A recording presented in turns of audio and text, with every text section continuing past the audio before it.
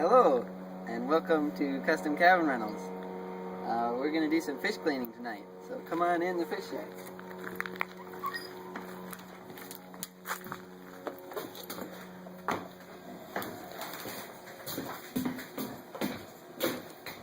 Welcome to the Custom Cabin Rentals fish cleaning house.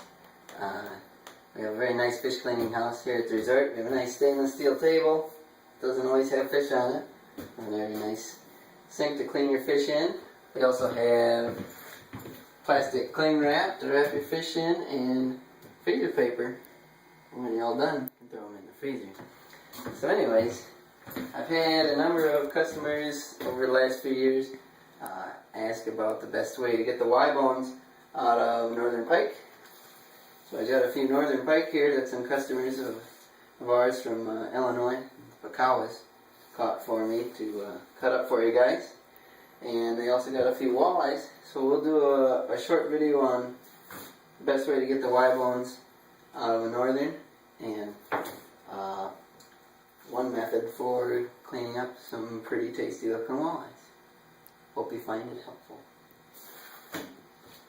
Okay, so we got ourselves a pretty decently sized northern pike here, and we're going to start cutting it up basically the way you would start with a walleye. But first we want to make sure we got a very sharp knife.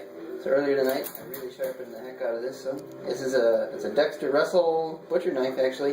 It's a very stiff blade as opposed to normal fillet knives. I kind of really like a good stiff blade.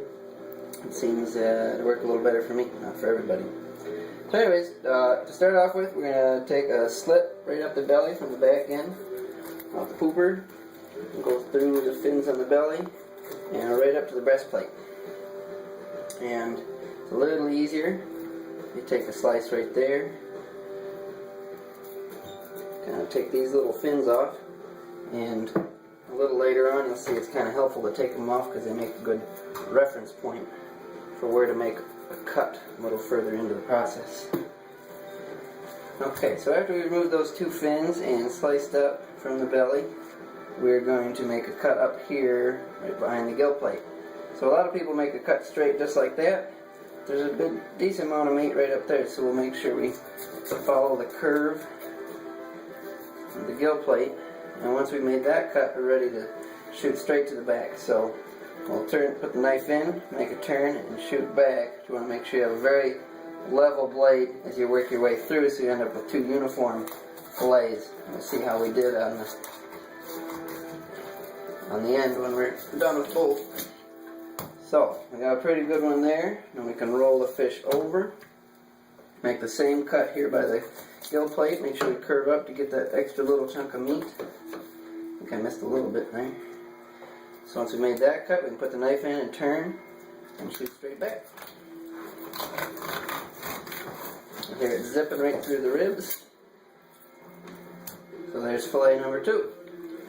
And we'll line them up, see how even they turned out. If our knife was level. And they're pretty close, a little bit of difference there. So anyways, we'll take one fillet at a time. Looking at this fillet, we're going to split it into 3 different chunks. Starting right at the back of the rib cage, or the belly meat, we're going to make a slice right there. And this piece of meat has no Y-bones in it. The Y-bones are only located above the rib cage. So this piece of meat right here is rib free, or bone free. So we can make a little cut there. Take the skin off. We left some skin on for travel, illegal. Now we're left with this other big section. Now for ease of cleaning, we'll split this into 2 sections. And like I said before, when I cut that little fin out, after we slit it up the belly, makes a nice reference point to cut it right in the middle. So from here, we'll pull the ribs out.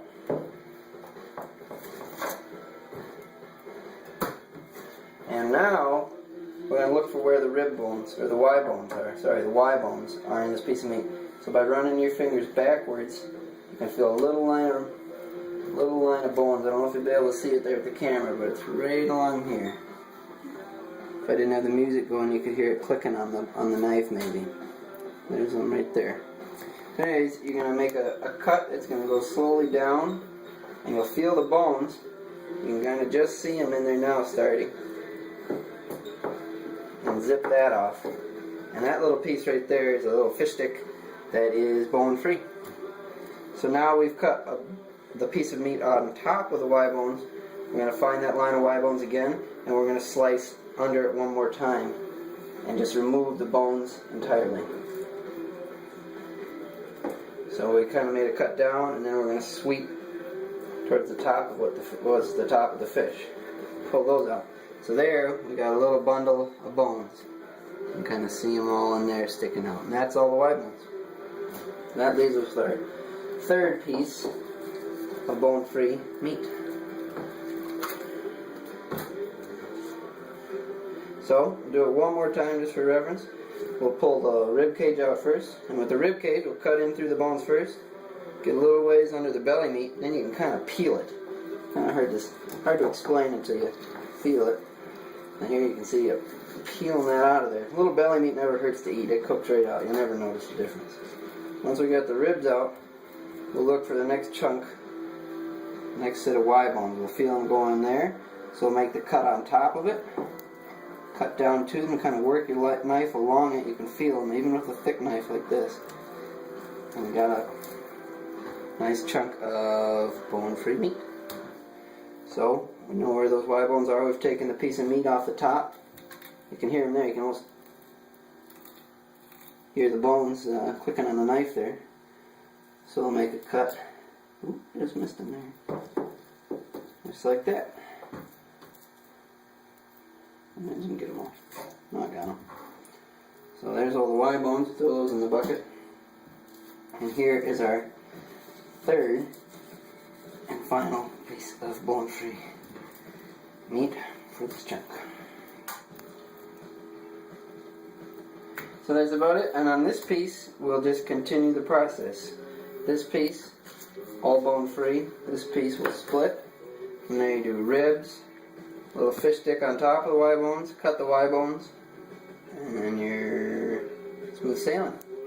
So I think that's it for Northern. We'll finish this guy up and shoot a video of whacking up a walleye.